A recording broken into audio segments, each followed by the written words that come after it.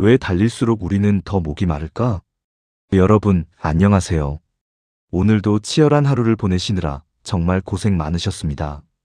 아침 일찍 일어나 출근을 하고, 남들에게 뒤처지지 않으려 주식 공부를 하고, 운동을 하고, 자격증을 따고, 우리는 매일 무언가를 치열하게 하고 있습니다.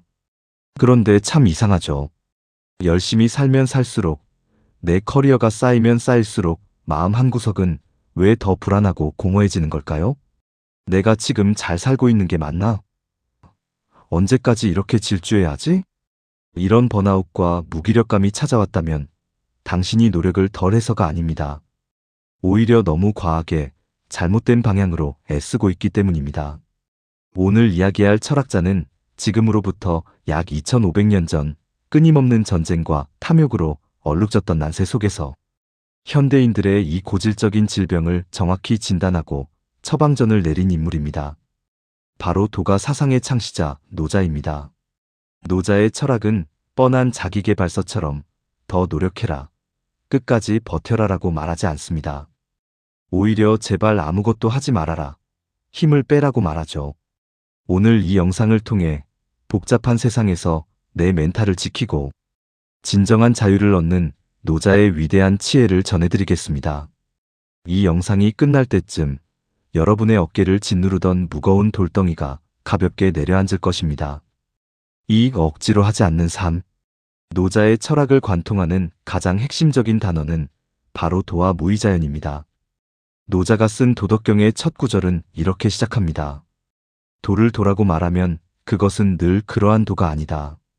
즉, 말로 완벽하게 정의할 수 없는 우주의 근본적인 질서와 흐름을 도라고 부른 것입니다. 그렇다면 무의자연은 무슨 뜻일까요? 많은 사람이 무의를 한자 그대로 풀이해서 아무것도 하지 않고 게으르게 누워있는 것으로 오해합니다. 하지만 노자가 말한 무의는 인위적인 행동을 하지 않는다는 뜻입니다. 내 욕심을 채우기 위해 혹은 남에게 과시하기 위해 흐름을 거스르고 억지로 애쓰지 않는 상태를 말합니다. 봄이 오면 꽃이 피고 가을이 오면 낙엽이 지는 것은 누가 시켜서 억지로 하는 일이 아닙니다. 그저 자연의 순리대로 흘러갈 뿐이죠. 하지만 우리 인간은 어떻습니까? 아직 오지 않은 미래를 걱정하며 억지로 상황을 통제하려 하고 내 마음대로 되지 않는 타인을 억지로 바꾸려 합니다. 노자는 바로 그 억지스러움이니 모든 불행과 고통의 시작이라고 말합니다. 힘을 잔뜩 주고 세상을 받아치려 하지 말고 우주의 자연스러운 흐름에 당신의 삶을 맡기세요. 그것이 노자가 말하는 첫 번째 자유입니다. 1. 최고의 선은 물과 같다. 노자는 자신의 철학을 사람들이 가장 이해하기 쉽게 한 가지 물질에 비유했습니다.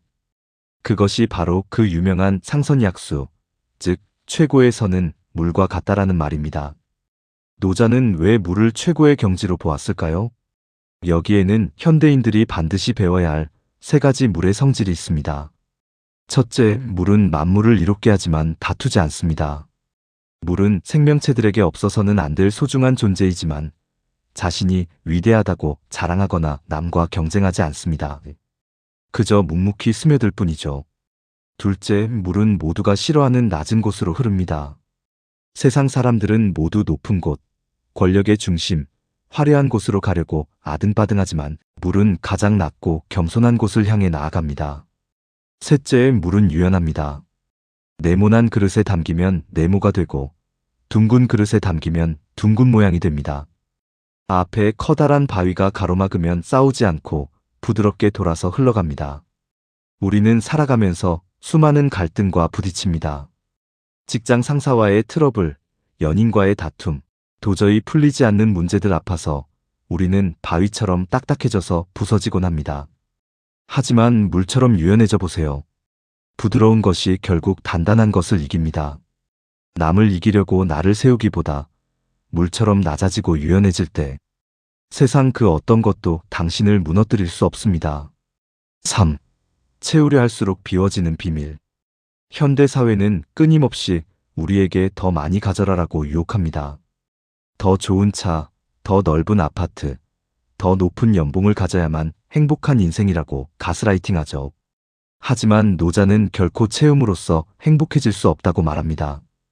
대신 지족, 즉 만족함을 아는 삶을 제시합니다. 도덕경에는 이런 명언이 있습니다. 만족함을 아는 사람은 부유하다. 진짜 부자는 통장 잔고가 많은 사람이 아니라 자신이 이미 가지고 있는 것에 감사하고 만족할 줄 아는 사람이라는 뜻입니다. 욕망은 바닷물을 마시는 것과 같아서 채우면 채울수록 더 큰 결핍을 부릅니다. 1억을 가지면 10억을 원하고 10억을 가지면 100억을 갈구하게 되니까요. 노자는 사회적 이상향으로 소국과민을 말했습니다. 영토가 작고 백성이 적은 나라, 즉 욕심 부리지 않고 소박하게 평화를 누리는 공동체를 뜻합니다. 이를 우리의 삶에 대입하면 미니멀 라이프이자 마음의 다이어트입니다. 내 삶을 복잡하게 만드는 과도한 인맥, 불필요한 물건들, 끝없는 비교의식을 과감하게 비워내세요. 그릇은 안이 비어 있어야만 비로소 쓸모가 생깁니다. 당신의 마음을 비워낼 때 그 자리에 비로소 진짜 평온함이 채워지기 시작합니다. 4. 갓생 강박에서 벗어나기. 그렇다면 2500년 전 노자의 지혜를 오늘날 치열한 무한 경쟁을 살아가는 우리 삶에 어떻게 적용할 수 있을까요? 요즘 유행하는 말 중에 갓생이라는 단어가 있습니다. 하루를 1분 1초 단위로 쪼개어 생산적으로 살아야 한다는 일종의 강박이죠. 물론 열심히 사는 것은 좋습니다. 하지만 그 갓생의 목적이 타인에게 인정받기 위함이거나 미래의 불안감 때문이라면 그것은 노자가 말한 최악의 인의입니다. 오늘부터 내 삶에 노자의 무의를 적용하는 실천법 3가지를 제안합니다. 첫째, 아무것도 하지 않는 시간을 확보하세요.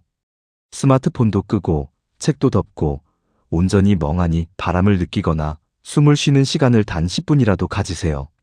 뇌를 비워주어야 새로운 영감이 들어옵니다. 둘째, 통제할 수 없는 일은 흘려보내세요. 날씨, 타인의 감정, 이미 지나간 과거는 내가 아무리 애써도 바꿀 수 없습니다.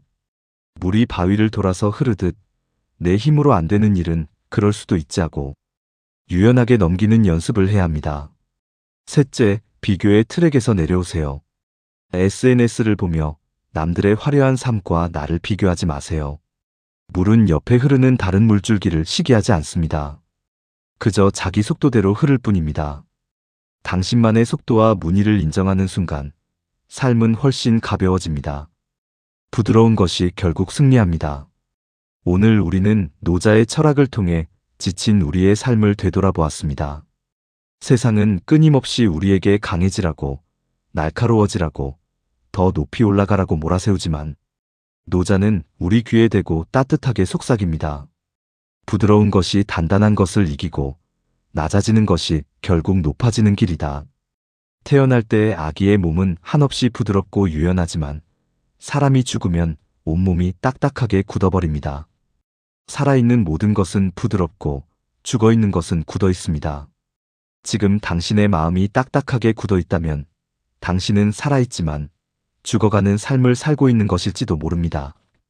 오늘 하루만큼은 세상이 정한 속도에서 잠시 벗어나 물처럼 부드럽고 유연하게 흘러가 보시는 건 어떨까요? 힘을 빼면 가라앉지 않고 물 위로 떠오릅니다. 인생도 마찬가지입니다. 힘을 뺄 때 비로소 진짜 내 삶이 보이기 시작합니다. 오늘 노자의 이야기가 치열한 일상에 지친 여러분의 마음에 작은 쉼표가 되었기를 바랍니다. 영상이 도움되셨다면 구독과 좋아요 부탁드리고 오늘 밤 여러분이 비워내고 싶은 마음의 짐은 무엇인지 댓글로 편하게 나누어 주세요.